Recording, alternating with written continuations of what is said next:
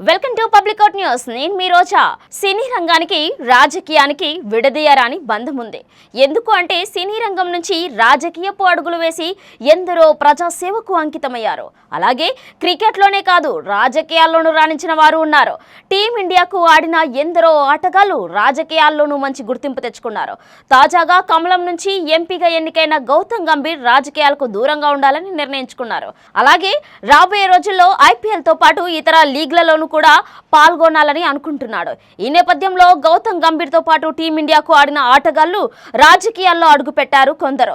అయితే అందులో కొందరు సక్సెస్ కాగా కొందరు ఫెయిల్యూర్ చవి చూశారు. వారెవరో ఈ వీడియోలో మనం పూర్తిగా తెలుసుకుందాం.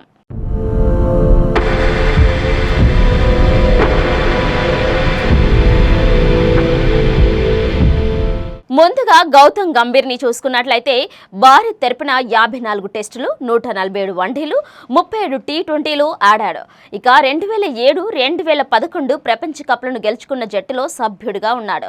అయితే ఐపీఎల్లో కోల్కతా నైట్ రైడర్స్కు కెప్టెన్గాను వ్యవహరించాడు. అతని కెప్టెన్సీలో కోల్కతా నైట్ రైడర్స్ 2012, 2014లో ఛాంపియన్గా నిలిచింది. 2019లో కమలం కండువా కప్పుకొని అదే ఏడాది జరిగిన లోక్సభ ఎన్నికల్లో బీజేపీ అభ్యర్థిగా తూర్పు ఢిల్లీ నుంచి పోటీ చేసి తొలిసారిగా 3,90,391 ఓట్ల మెజారిటీతో గెలిచారు.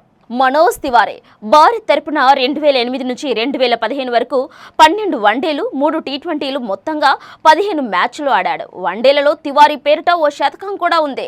వెస్టిండీస్తో జరిగిన వన్డే సిరీస్లో భాగంగా అతడు సెంచరీ చేశాడు.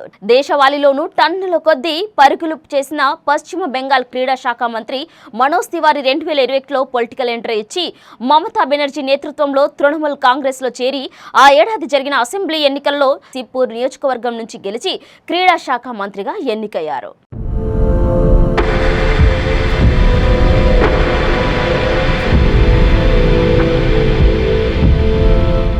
నవ్యజోత్ సింగ్ సిద్ధు భారత్ తరపున 187 మ్యాచ్లు ఆడగా అందులో 51 టెస్ట్ మ్యాచ్లు, 136 వన్డే ఇంటర్నేషనల్ మ్యాచ్లు ఆడాడు. సిద్ధు 1999లో క్రికెట్ ఫార్మాట్లో రిటైర్మెంట్ అయ్యి భారతీయ జనతా పార్టీ ద్వారా రాజకీయాల్లోకి అడుగుపెట్టి అమృత్సర్ లోక్సభ స్థానం నుంచి ఇక 2004 నుంచి 2014 వరకు ఎంపీగా పనిచేశారు.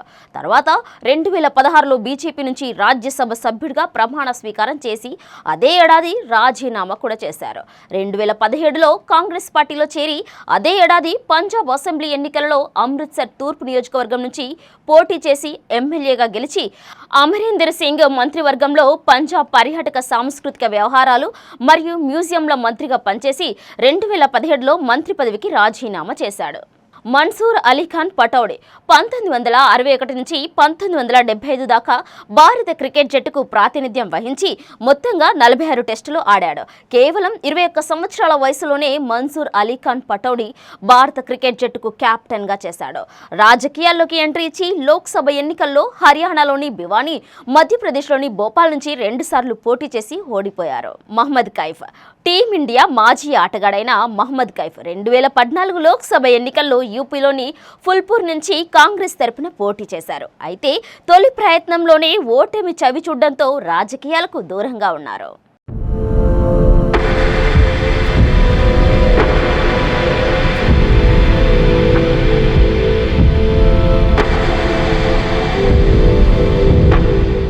మహమ్మద్ అజరుద్దీన్ తొలిసారిగా 1984 డిసెంబర్ 31వ తేదీన కలకత్తాలో భారత్, ఇంగ్లాండ్ దేశాల మధ్య జరిగిన టెస్ట్ మ్యాచ్తో అంతర్జాతీయ కెరీర్ ఆరంభించి మొదటి ఇన్నింగ్స్లోనే 322 బంతులు ఎదుర్కొని 110 పరుగులు చేశాడు.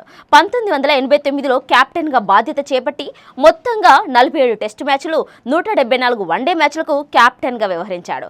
ఆ తర్వాత 2000 సంవత్సరంలో అజరుద్దీన్ మ్యాచ్ ఫిక్సింగ్ ఆరోపణలు ఎదుర్కొని నిషేధించబడ్డాడు. ఆ తర్వాత 2009 పార్లమెంట్ ఎన్నికల్లో కాంగ్రెస్ పార్టీ తరపున ఉత్తరప్రదేశ్లోని మొరాదాబాద్ నియోజకవర్గం నుంచి 49,107 మెజారిటీతో గెలుపొందాడు. ఆ పార్టీ తరపునే 2014లో రాజస్థాన్లోని టోంగ్ సవాయి మాధోపూర్ లోక్సభ నియోజకవర్గం నుంచి పోటీ చేసి ఓడిపోయాడు. ఇటీవల జరిగిన అసెంబ్లీ ఎన్నికల్లో జూబ్లీ హిల్స్ నియోజకవర్గంలో పోటీ చేసి ఆయన ఓడిపోయారు. ఇలా చెప్పుకుంటూ వెళ్తే టీమిండియా తరపున 169 మ్యాచ్ల్లో ఆడిన మనోజ్ ప్రభాకర్ అంతర్జాతీయ క్రికెట్ నుంచి రిటైర్ అయ్యాక బీజేపీలో చేరి ఇప్పటికీ భారతీయ జనతా పార్టీలో కొనసాగుతూనే ఉన్నారు. ఆ తర్వాత టీమిండియా మాజీ ఆల్రౌండర్ కీర్తి ఆజాద్ బీహార్లోని దర్భంగా నియోజకవర్గం నుంచి కాషాయ దళం నుంచి 3 సార్లు గెలుపు సాధించారు. ఆ తర్వాత కాంగ్రెస్ పార్టీలో చేరారు. ప్రస్తుతం రాజకీయాలకు దూరంగా ఉంటున్నారు. మరొకరు చేతన్ చౌహాన్. టీమిండియా మాజీ టెస్ట్ బ్యాట్స్మెన్ చేతన్ చౌహాన్ యూపీలో అమ్రేహా నియోజకవర్గం నుంచి 2 సార్లు బీజేపీ ఎంపీగా ఎన్నికయ్యారు. 2004లో ఓడిపోవడంతో రాజకీయాలకు గుడ్ బై చెప్పారు. ఇక నెక్స్ట్ వచ్చేసరికి మాజీ భారత జట్టు బ్యాట్స్మెన్ వినోద్ కాంబ్లే. 2009 అసెంబ్లీ ఎన్నికల్లో ముంబైలోని విక్రోలి నుంచి లోక్ భారతీ పార్టీ నుంచి పోటీ చేసి ఓడిపోవడంతో రాజకీయాలకు దూరంగా ఉన్నారు. నెక్స్ట్ కర్ణాటక తరపున 14 ఫస్ట్ క్లాస్ మ్యాచ్లు ఆడిన ప్రకాష్ రాథోడ్కు హస్తం పార్టీలో గుర్తింపు ఉంది. 2018లో కర్ణాటక లెజిస్లేటివ్ కౌన్సిల్ సభ్యుడిగా ఎన్నికయ్యారు. మనం ఈ మొత్తంలో గమనించుకున్న విషయం ఏంటి అంటే కమలం పార్టీలో ఉండి రాజకీయంగా వికసించిన క్రికెటర్స్ ఎందరో ఉన్నారు. అంటే బీజేపీ బ్యాట్ పట్టుకొని రాజకీయంగా ఎంతో ఎదిగిన వారే ఉన్నారని తెలుస్తోంది. వీరందరికీ పెద్దపీట వేసింది కమలం పార్టీ అని మనకు చాలా స్పష్టంగా అర్థమవుతుంది.